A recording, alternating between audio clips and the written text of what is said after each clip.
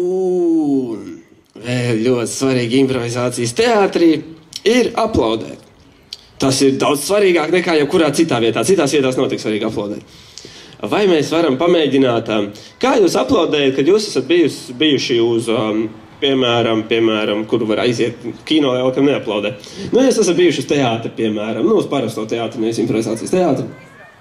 Jā, un izrāda ir tāda, bija, bet, nebija tā pārāk. Kā mēs aplaudējam, tad, parādu. Jā, tas. Bet, ja mēs aizejam, un tomēr, izrāda, nebija tāda pārāk, bet, vismaz aktieri bija smuki saģērbušies. Un, ja mēs aizejam, un izrāda bija forši, un aktieri bija ļoti labi spēlēji, un tēls labi paņēma, un gaismas bija labs, kā mēs tad aplaudējam?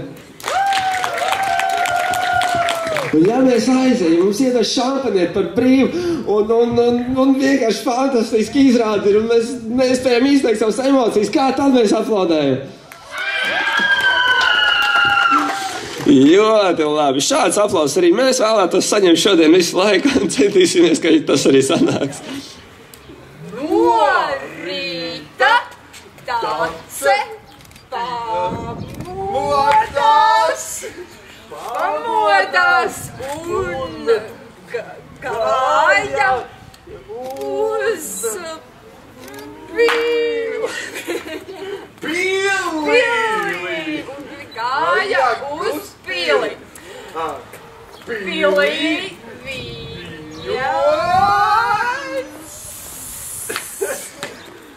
viņas darbs bija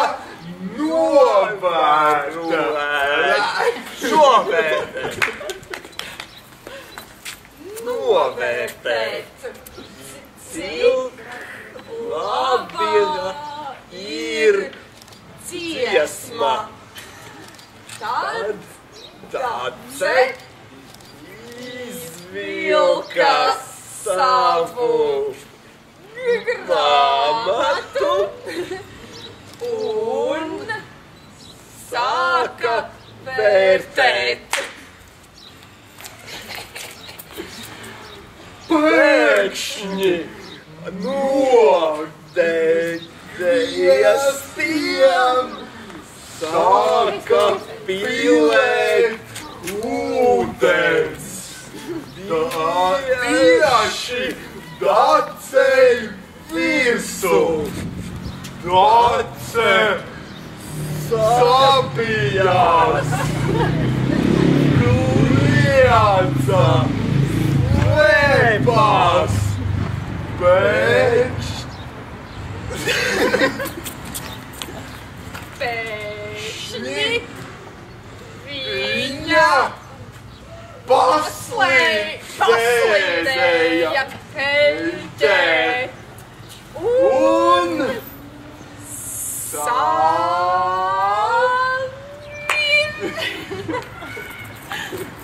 samirka visi viņas vērtējumi. Paldies! Kopš tiem laikiem viņa no ūdens izvairās. Viņa darbs pa kāju. Laurim arī pieredze ūdens.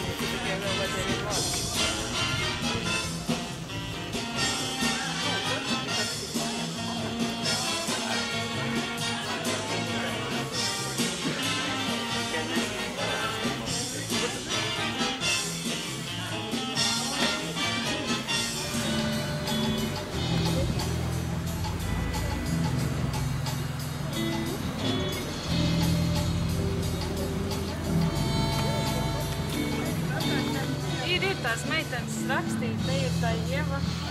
Un rek ir Sanija.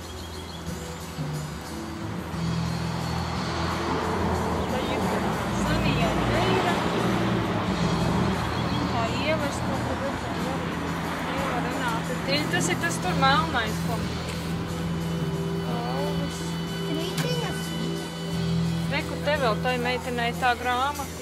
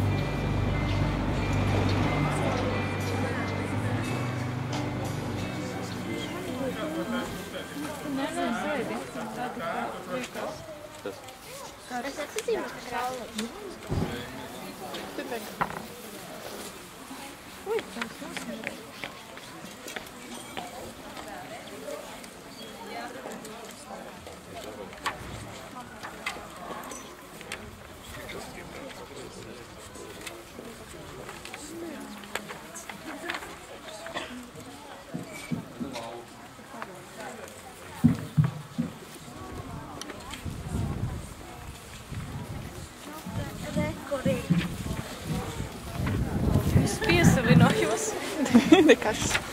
Tā, tagad es palūkšu visus neizklīst, ja? Paliekam šeit patās, jo programmas turpinājumā mēs vēlamies jūs iepazīstināt ar konkursa, skolu jaunatnes konkursa valodas svinēšana, skatītāju atzītajiem 10 populārākajiem un balsis visvairāk savākušajiem darbiņiem. Pēkšņi viņš pamanīja jauku vietu, jūras krastu, skaisti meži, ziedošas pļavas, upes, ezeri. Pa varavīksnes tiltu dieviņš devās leju. Viņš nebija kļūdījies. Šeit patiešām bija jauki. Ja tā viņi nesaprata, ko cilvēki runā, viņi neko ļaunu nevarēja izdarīt. Cilvēki sāk domāt, kas tā būs par valodu, kurā viņi sākuši runāt, jo mošķi pilsētu nepamet, kamēr valodai nav nosaukumi. Un cilvēki ar to nelapojās. Cilvēki sāk apgūt jaunos vārdus, bet neviens nezināja, kā nosaukt šo valodu, kurā viņi sākuši runāt. Devušies pie Dieva pēc padomu, lai noskaidrotu, kā sauc šo valodu. Viņi visi sāka sarunāties šajā izdomātajā, citiem nesaprotamajā valodā. Naktī, pirms virsaiša dzimšanas dienas, notika liela zemestrīce. Zeme, uz kuras dzīvoja šīs cilts, sašķēlās vairākos gabalos. Atšķēlās arī gabals, uz kura bija sapulcējušies vīri, kur gatavoja virsaitim dzimšanas dienas pārsteigumu. Šis zemes gabals kļuva par peldošu salu un ilgus laikus peldēja pa jūrām. Cilvēki uz šīs salas tā arī turpināja sarunāties savā slepenajā valodā un drīz vien aizmirsa iepriekšējo. Beidzot šī sala piepeldēja kādam krastam Baltijas jūrā, un tur arī palika. Ļaudis, kuri dzīvoja šajā krastā, ļoti brīnījās par jauniem kaimiņiem, taču pieņēma viņus draudzīgi. Neviens nesaprata viņu valodu, taču redzēja, ka tie ir labsirdīgi, taisnīgi un viesmīlīgi cilvēki. Izveidot cilvēku, neparastu cilvēku, tādu, kas prot runāt, tā nu viņš ķērās pie darba, laiks gāja uz priekšu, bet cilvēks nebija izveidots. Pēc kāda laika tas Dievam izdevās, viņi abi sāka sarunāties. Dievs sūtīja cilvēku pie citiem cilvēkiem un pieteica, ka būs jāmāca citi cilvēki runāt. Cilvēks Dievu paklausīja un mācīja citiem runāt. Tā radās valoda, kurā cilvēki sapratās. Šī valoda bija latviešu valoda. Liela aplausa Sanijai. Malcis. Nākamais darbiņš ir no Elizabetes Vasiļevskas. Varbūt arī Elizabete ir šeit. Lūk, ir arī Elizabete. Lieliski. Man patīk, kad autori paši nāk to daļas lasīt. Lūdzu.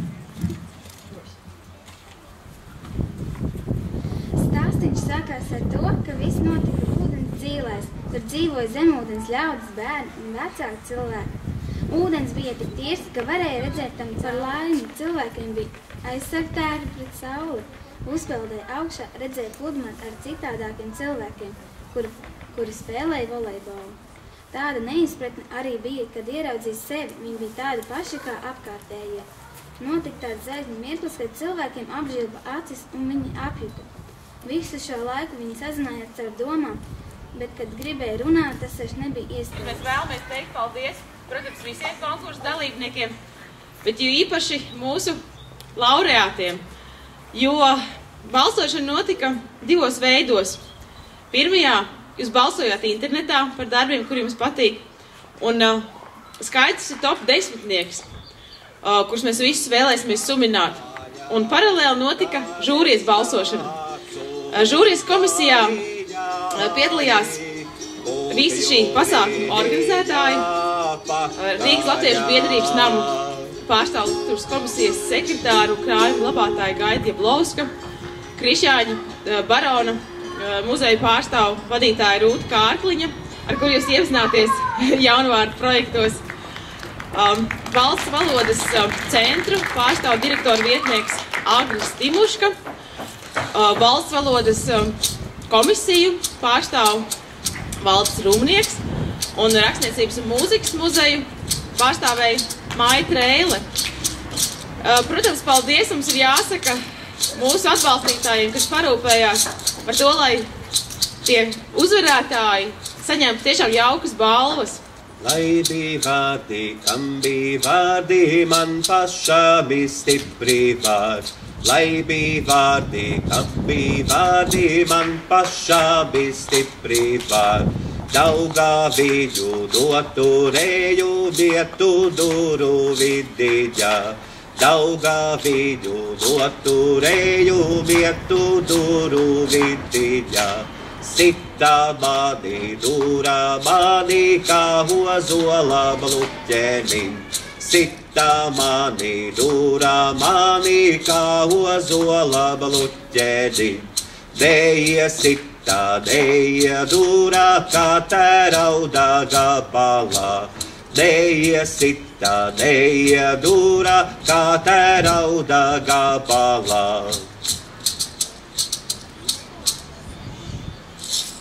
Yes.